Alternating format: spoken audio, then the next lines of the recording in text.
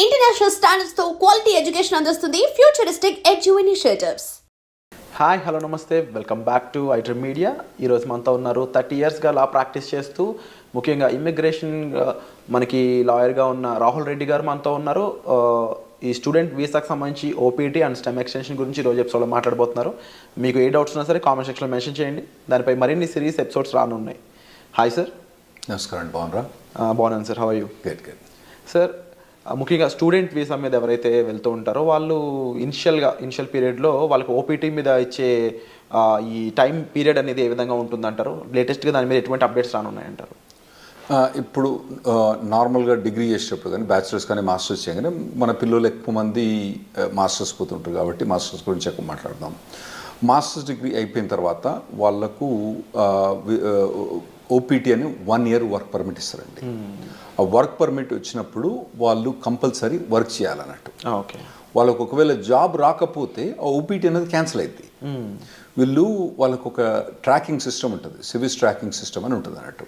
ఆ ట్రాకింగ్ సిస్టంలో వాళ్ళు ఇన్ఫామ్ చేయాలి, మీ ఎంప్లాయర్ ఎవరు, ఎక్కడ ఉంటున్నావు నువ్వు, ఇవన్నీ ఇన్ఫామ్ చేయాలన్నట్టు. అయితే ఆ 1 year పీరియడ్లో 90 days అన్ఎంప్లాయ్మెంట్ అలౌడ్ అండి. 90 days వరకు 90 days without employment 90 days unemployment allowed. ఒకవేళ 91 day కనుక వచ్చింది అనుకోండి, ఖతం, సివిల్ సిస్టమ్ నుంచి వన్ కిక్ అవుట్ చేసి పడేస్తారు. అంటే అతను F1 వీసా ఖతం అయింది, అక్కడ ఉండటానికి వీల్లేదు, అక్కడ ఓపీటీ అన్నది అతనికి వచ్చిన పర్మిట్ కూడా ఆటోమేటిక్గా క్యాన్సిల్ అయిపోతుంది అన్నట్టు. సో ఈ లోపల ఇతను ఎంప్లాయ్మెంట్ తీసుకోవడం కంపల్సరీ అవుతుందండి. సో ఈ లోపు ఎంప్లాయ్మెంట్ వచ్చింది అనుకుందాము, ఆఫ్టర్ 1 year ఆ ఎంప్లాయ్మెంట్ మీద ఎటువంటి ప్రొసీజర్ ఉంటుంది? స్టెమ్ ఎక్స్టెన్షన్ అనేది కంపల్సరీ చేయించుకోవాలి. అసలు స్టెమ్ ఎక్స్టెన్షన్ ఎందుకు చేయించాలంటే? అయితే ఇప్పుడు నార్మల్గా డిగ్రీస్ అక్కడ 2గా డివైడ్ చేస్తారండి. ఒకటేమో స్టెమ్ డిగ్రీ అంటే నార్మల్గా సైన్స్ కానివ్వండి, తర్వాత ఫిజిక్స్ కానీ, మ్యాథ్స్ కానివ్వండి, తర్వాత కంప్యూటర్ సైన్స్, ఇంజనీరింగ్ డిగ్రీస్, ఇవన్నీ స్టెమ్ డిగ్రీస్ అంటారండి. ఓకే. గవర్నమెంట్ అక్కడ పిల్లల్ని స్టెమ్ డిగ్రీస్ చేయడానికి ప్రమోట్ చేయడానికి ఈ స్టెమ్ ఎక్స్టెన్షన్ ఒకటి పెట్టింది అన్నట్టు. అంటే వీళ్ళకు మాస్టర్స్ డిగ్రీ కంప్లీట్ అయిపోయిన తర్వాత, అంటే కంప్యూటర్ సైన్స్లో మోస్ట్లీ మన వాళ్ళందరూ కంప్యూటర్ సైన్స్లో చేస్తారు కాబట్టి దాని గురించి ఎక్కువ మాట్లాడుకుందాం. సో అందులో ఫస్ట్ 1 year ఓపీటీ అని వర్క్ పర్మిట్ ఉంటుంది. ఆ వర్క్ పర్మిట్ అయిపోయిన తర్వాత అతనికి జాబ్ ఉంటే ఇంకొక 2 years వర్క్ పర్మిట్ వస్తుందండి. దాన్ని స్టెమ్ ఎక్స్టెన్షన్ అంటారు అన్నట్టు. ఆ స్టెమ్ ఎక్స్టెన్షన్లో కూడా 90 days అన్ఎంప్లాయ్మెంట్ అలౌడ్ అక్కడ, అందులో కూడా. అయితే రెండిట్లో కలిపి 150 రోజులే. అంటే ఎక్కడో ఒక దగ్గర తగ్గించుకోవాలన్నట్టు. ఇక్కడ 90 days, అక్కడ 90 days బ్యాక్స్, ఓవరాల్గా 150 days దాటకూడదు అన్నట్టు. స్టెమ్ ఎక్స్టెన్షన్లో కూడా జాబ్ కంపల్సరీ ఉండాలి, జాబ్ కంపల్సరీ చేయాలి. అంటే ఈ 180 days పక్కన పెడితే యాక్చువల్లీ 150 90 + 90 కాదు అక్కడ. ఇక్కడ 60 ఇవ్వాలన్నా అక్కడ 70 ఎక్కడో కంట్రోల్ చేసి పెట్టాలన్నట్టు. సో ఇన్ కేస్ ఈ స్టెమ్ ఎక్స్టెన్షన్ కన్నా ముందు తనకి జాబ్ పోయినట్లయితే ఓపీటీ టైంలో ఇంకా స్టెమ్ ఎక్స్టెన్షన్ కూడా ఉండదు అంటారు. ఒకవేళ స్టెమ్ ఎక్స్టెన్షన్ చేసే టైంలో ఓకే, మీకు మొదలే స్టెమ్ ఎక్స్టెన్షన్ ఓపీటీ అయిపోక ముందే మీకు 3 months ముందే స్టెమ్ ఎక్స్టెన్షన్ ఫైల్ చేసుకోవచ్చు. ఒకవేళ స్టెమ్ ఎక్స్టెన్షన్ ఫైల్ చేసుకునే తప్పుడు ఒకవేళ జాబ్ లేదనుకోండి, ఇక మనోని గోవింద, అతనికి మాత్రం ఆ స్టెమ్ ఎక్స్టెన్షన్ రాదు. కంపల్సరీ అప్పుడు జాబ్ ఉండాలి. సో కంపల్సరీ ఓపీటీ టైంలో జాబ్ ఉండాలి అండ్ అది ఎక్స్టెన్షన్ టైంలో కంపల్సరీ జాబ్ ఉండాలి. ఓపీటీ మొదలైనప్పుడు ఉండనక్కర్లేదు, ఓపీటీ ఎండ్ అయ్యేటప్పుడు మాత్రం కంపల్సరీ ఉండాలి, లేకపోతే మనోడు గోవింద అవుతాడు, స్టెమ్ ఎక్స్టెన్షన్ రాదు. సో ఓవరాల్గా how long they can stay? 3 years time duration proper stay చేయొచ్చు? అవునండి, 3 years. అంటే 2 years ఏమో వీళ్ళు మాస్టర్స్ చేస్తారు. టిపికల్గా 1.5 year వీళ్ళు మన వాళ్ళు పోయేది ఆగస్టు పోయిన తర్వాత మే జూన్ కల్లా గ్రాడ్యుయేట్ అవుతారు నెక్స్ట్ ఇయర్కు. అంటే 1.5-2 years వీళ్ళు గ్రాడ్యుయేట్ అయిపోయిన తర్వాత మళ్ళీ వీళ్ళకు 3 years. ఫస్ట్ ఓపీటీ 1 year, తర్వాత స్టెమ్ ఎక్స్టెన్షన్ 2 years. ఈ 3 years పర్మిట్ ఉంటుంది, వర్క్ పర్మిట్. ఈ లోపల కనుక మనోడు లాటరీ, H1B లాటరీ మీకు తెలుసు కదా, మార్చ్లో 80,000 members H1B లాటరీ చేస్తారు కదా. అప్పుడు చేసినప్పుడు ఇతను ఎంప్లాయర్ H1B లాటరీ చేస్తే H1B వచ్చేస్తేనేమో ఖతం అన్నట్టు. ఓపీటీ స్టెమ్ ఎక్స్టెన్షన్ ఈ అబ్బాయికి అవసరం లేదు, H1B మూవ్ అవుతాడు అన్నట్టు. ఒకవేళ రాకపోతే, అప్పుడు కూడా రాకపోతే ఇక మళ్ళా వేరే వీసా పోవడం కానీ లేదా అంటే వెనకకు రావడం కానీ అవసరం పడుతుంది అండి వీళ్ళకు. ఈ ఓపీటీ స్టెమ్ ఓపీటీ రెండు సిమిలర్ అనిపిస్తుంది సార్, డిఫరెన్సెస్ ఏం లేవా ఈ రెండిట్లో? చాలా డిఫరెన్స్ ఉందండి. ఓపీటీ స్టెమ్ ఎక్స్టెన్షన్ చాలా డిఫరెన్స్ ఉంది. ఓపీటీ పీరియడ్లో వాలంటరీ ఎంప్లాయ్మెంట్ అలౌడ్, అంటే internship, unpaid internship allowed. Okay. అంటే ఏదైనా కంపెనీ ద్వారా కానీ ఏదైనా ట్రైనింగ్ ఇస్తాననుకోండి, ఈ అబ్బాయి కనుక అక్కడికి పోయి, అబ్బాయి కానీ అమ్మాయి కనుక అక్కడికి పోయి వాళ్ళు ట్రైనింగ్ తీసుకుంటే పని చేయకున్నా కూడా ట్రైనింగ్ తీసుకున్నందుకు దానికి డబ్బులు ఇవ్వరు వాళ్ళు. ఎందుకంటే ట్రైనింగ్ ఇచ్చేది ఎక్కువ, డబ్బులు ఎందుకు ఇస్తాడు? ఇవ్వడు కదా. ఇవ్వనప్పుడు కూడా ఇతను ఓపీటీ పీరియడ్లా అక్కడ ట్రైనింగ్ తీసుకుంటే అది ఎంప్లాయ్మెంట్ కింద కౌంట్ అవుతుందండి. ఓకే. అదే స్టెమ్ ఎక్స్టెన్షన్కి వచ్చేటప్పుడు కంపల్సరీ పెయిడ్ ఎంప్లాయ్మెంట్ అన్నది అవసరం. ఓపీటీ పీరియడ్లో ఏమో voluntary or unpaid internship allowed, paid allowed, unpaid allowed. కానీ స్టెమ్ ఎక్స్టెన్షన్కి వచ్చేవాడు కంపల్సరీ పెయిడ్ అలౌడ్ అన్నట్టు, కంపల్సరీ పెయిడ్ ఉండాలి. పెయిడ్ లేకపోతే మనోడు బయటపడాల్సి వస్తుంది అన్నట్టు. ఈ అన్ఎంప్లాయ్మెంట్ రూల్ అనేది ఎలా వర్కౌట్ అవుతుంది ఓపీటీలో కానీ స్టెమ్ ఓపీటీలో కానీ? రైట్. ఇప్పుడు ఓపీటీ ఉన్నప్పుడు నేను చెప్పిన కదండి 90 days. ఓకే, 90 daysలో అంటే ఇతను కనుక ఒక 30 days కనుక సేవ్ చేసుకుంటే మళ్ళీ నెక్స్ట్లో కూడా 90 వాడుకోవచ్చు. అంటే ఇక్కడ 60 వాడుకొని మళ్ళీ నెక్స్ట్ 90 వాడుకుంటే బెటర్. ఓకే, కానీ ఇతనికి 90 days దాకా పర్మిట్ ఉంటుంది అన్నట్టు. సో నార్మల్గా వీళ్ళకి ఇంటర్న్షిప్స్ వస్తాయండి బాగానే. లేకపోయినా కానీ మన చాలా కన్సల్టింగ్ కంపెనీస్ ఏం చేస్తారంటే వీళ్ళని ట్రైనింగ్లో పెడతారు బాగా. అంటే పర్టికులర్గా ఏదైనా పర్టికులర్ టెక్నాలజీ ఉందనుకోండి, ఇప్పుడు ఏఐ అనేది బాగా హాట్ టెక్నాలజీ. ఈ పూర్వగాలను ఏం చేస్తారు, ఈ పూర్వగాలను తీసుకొని మొత్తం అందరినీ మంచిగా ఒక ట్రైనింగ్ ఇప్పించేసి వాళ్ళకి బాగా పర్టికులర్ దాని మీద ట్రైనింగ్ ఇచ్చి ప్లేస్ చేస్తారు. అంటే ఎంప్లాయర్ కూడా లాభం ఉంటుంది, ఎందుకంటే వీళ్ళు ప్లేస్ చేసినప్పుడు వాళ్ళకి వచ్చే డబ్బులలో వాళ్ళ కమిషన్ ఉంటుంది కదా, అది బాగానే వాళ్ళకు ఉంటుంది కాబట్టి అట్లా చాలా.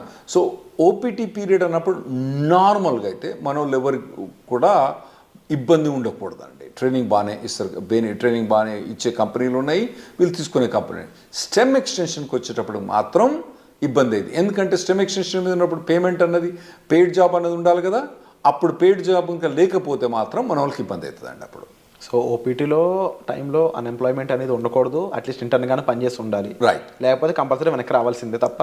రైట్, కంపల్సరీ వెనక్కి రావాల్సిందే. సో ఈ టైంలో అంటే స్టెమ్లో కానీ ఓపీటీ టైంలో కానీ జాబ్ లేకుండా ఉన్న పర్సన్ లీగల్గా స్టే చేయడానికి ఏమైనా ఆప్షన్స్ ఉన్నాయి? అంటే నేను చెప్పినా కదండి, మొత్తం టోటల్గా 150 days అలౌడ్. ఫస్ట్ దాంట్లో 90 చేస్తే నెక్స్ట్ 60, ఫస్ట్ దాంట్లో 60 చేస్తే నెక్స్ట్ 90. ఏ దాంట్లో కూడా 90 కన్నా ఎక్కువ చేయరాదు అన్నట్టు. అంత మటుకు అన్ఎంప్లాయ్మెంట్ అలౌడ్. ఫస్ట్ ఓపీటీ పీరియడ్లో మీకు stem voluntary unpaid internship allowed, stem extension allowed కాదు.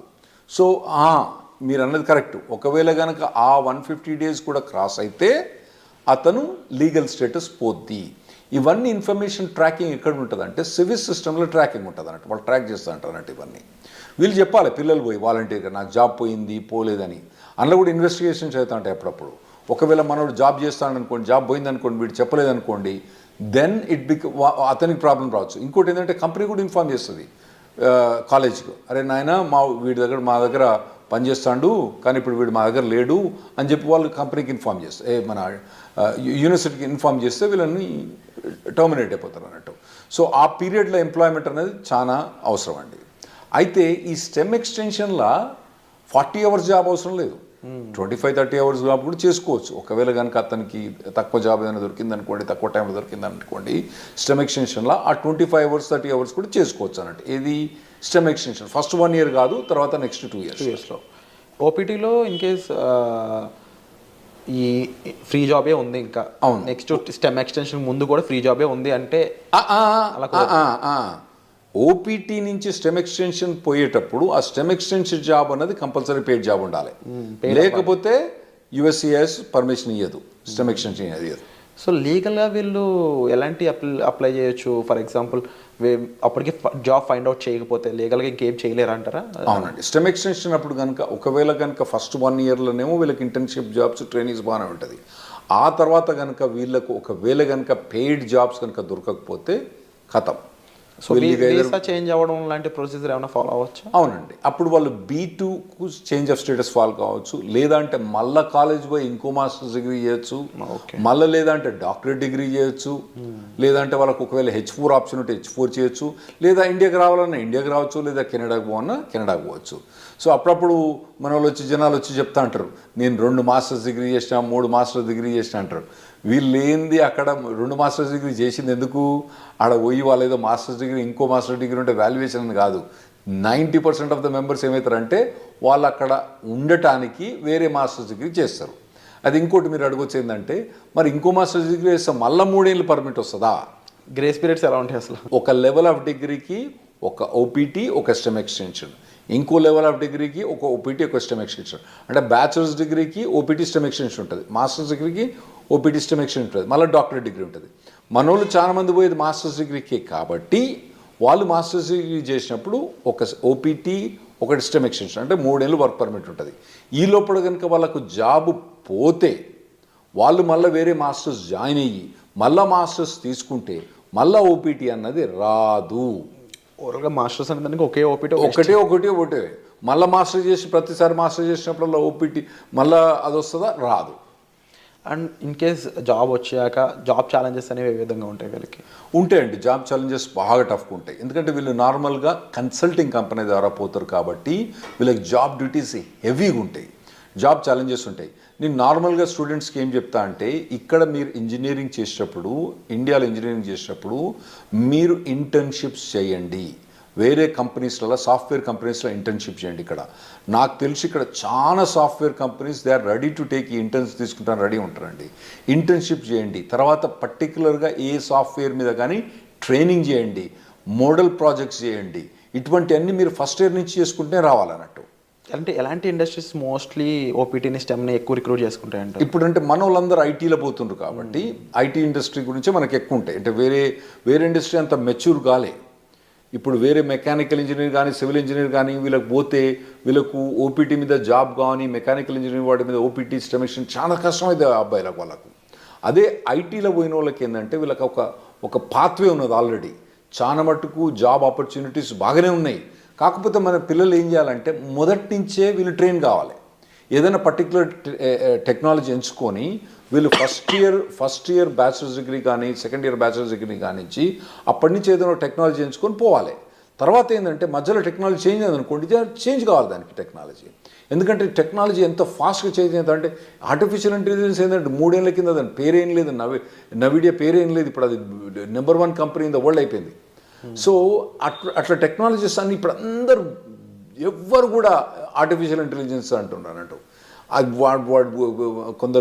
కొన్ని కంపెనీస్ పనిచేస్తూ చెప్తారు, మాకు అసలు ఆర్టిఫిషియల్ ఇంటెలిజెన్స్ అవసరం లేదు, కానీ మా కంపెనీలో ఎందుకు హైర్ చేస్తున్నారో లేదు, వాడు రెజ్యూమ్ మీద ఆర్టిఫిషియల్ ఇంటెలిజెన్స్ బెటర్, వానికి ఒక ఏదైనా కోర్స్ కానీ ఏదైనా ఒక 5 months ఎంప్లాయ్మెంట్ కానీ ఇంటర్న్షిప్ కానీ ఉంటే తీసేసుకుంటారు మా దగ్గర అని చెప్తాను వాళ్ళు. సో అటువంటి హాట్ టెక్నాలజీస్ ఉన్న వాళ్ళు వీళ్ళు చూస్ చేసుకోవడం బెటర్. కాకపోతే కొద్దిగా మొదటి నుంచి కూడా ఒకవేళ, ఎందుకంటే ఇప్పుడు ఏఐ అంటున్నారు, అంతకుముందు డేటా సైన్స్ అన్నారు, రేపు ఇంకోటి అంటారు. సో ఇటువంటి ఏ ఒక్క టెక్నాలజీ కూడా ఒక పర్సన్ ట్రైన్ అయితే ఆ టెక్నాలజీ మారినప్పుడు ఈజీగానే అడాప్ట్ అయిపోతారు. నువ్వు ఉట్టిగానే కూర్చొని 4 ఏళ్ళు ఏం పని చేయకుండా ఆ తర్వాత నువ్వు మాస్టర్స్ డిగ్రీ చేసేటప్పుడు కూడా ఏం ట్రైనింగ్ తీసుకోకుండా చక్కగా నువ్వు పోయి మాస్టర్ డిగ్రీ అయిపోయిన తర్వాత నువ్వు ఓపీటీకి పర్మిషన్ ఇచ్చి ఆడ పోయి జాబ్ ఏమంటే అప్పుడు కష్టమైంది. ఇప్పటి నుంచి మీరు బిల్డప్ చేసుకుంటూ పోవాలన్నట్టు. ఇవి చాలా కాంపిటేటివ్గా ఉంటాయి ఓపీటీ స్టెమ్లో కూడా. అట్ ది సేమ్ టైం మీరు ఈ డౌన్ టర్న్స్ ముఖ్యంగా లే ఆఫ్స్ కానీ అవి ఎంత ఇంపాక్ట్ చేస్తాయంటారు ఓపీటీ వాళ్ళని? బాగుంటాయి, ఓపీటీ మీద ఇంపాక్ట్ బాగుంటుంది. ఫస్ట్ ఒకటి మీరు అర్థం చేసుకోవాలి, శాలరీస్ ఎట్లున్నాయి వీళ్ళవి. యుఎస్ శాలరీస్ 80 లక్షలు 90 లక్షలు ఉన్నది. ఏది ఓపీటీ స్టెమ్ ఎక్స్టెన్షన్ కూడా 80 లక్షలు 90 లక్షల నుంచి మొదలైతే వాళ్ళకి శాలరీస్. సో మనకి ఇక్కడ ఇండియాలో ఏంది, మీరు పెద్ద కంపెనీలు పోయినా అనుకోండి, అది వెరీ సర్ప్రైజ్. గూగుల్ అటువంటి కంపెనీస్లలో, అంటే నేను పర్టికులర్ గూగుల్ అని చెప్పాను, వేరే కంపెనీస్లో శాలరీ చూస్తే వాళ్ళకి ఏంది నెలకు 30,000, నెలకు 25,000, అంటే దాదాపుగా 4 లక్షలు 5 లక్షల ప్యాకేజ్ కూడా మా ఎక్కువ ఇక్కడ. ఏది ఎంట్రీ లెవెల్లో అక్కడ 80 లక్షల నుంచి 90 లక్షల దాకా ప్యాకేజ్ ఉంది అక్కడ. అయితే అట్లా ప్యాకేజ్ ఉన్నప్పుడు ఇక్కడ వీనికేమో 5 లక్షలు వస్తా అంటే నీకు ఆడేమో 80 లక్షలు ఇస్తాను అంటే నీ పెర్ఫార్మెన్స్ ఎట్లా ఉండాలి? You have to be at least 10 times better than the guy who's working here. నువ్వు ఉన్నావా లేదా 10 times? లేనప్పుడు నువ్వు షార్ప్నెస్ స్కిల్ చేసుకోవాలి. నువ్వు అట్లా ఆలోచించాలి. ఇక్కడ వచ్చినానికేమో 5 లక్షలు, నీకేమో 80 లక్షలు, అంటే నీది కనీసం 10 రెట్లు ఎక్కువ ఉండాలి నీ పెర్ఫార్మెన్స్. అంటే 10 రెట్లు ఎక్కువ ఉండాలంటే నువ్వు షార్ప్ అని చేసుకోవాలి. Unit be fit for it. అక్కడ పోయి నేను మాస్టర్స్ అయిపోయిన తర్వాత అప్పుడు నేను నేర్చుకుంటా అంటే ఇప్పుడున్న పరిస్థితిలో మాత్రం నడవదు. 100% కరెక్ట్ సార్, డెఫినెట్లీ మీరు చెప్పిన విషయాలన్నీ కూడా. అండ్ ముఖ్యంగా ఓపీటీ స్టెమ్లో స్టూడెంట్ సిచ్యువేషన్ ఏ విధంగా ఉంటుంది, టైం పీరియడ్ ఎలా ఉంటుంది, గ్రేస్ పీరియడ్స్ అండ్ రాకపోతే ఏంటి పరిస్థితి, ఈ విషయాలన్నీ విన్నారు కదా. అలాగే H1B లాటరీ పరిస్థితుల్లోనూ ఆఫ్టర్ జాబ్ వచ్చాక లైక్లీ ఎఫెక్ట్స్ ఏమేమి ఉంటాయి అనేది వచ్చే ఎపిసోడ్లో చూద్దాం. So stay tuned. Thank you so much for information. Thanks.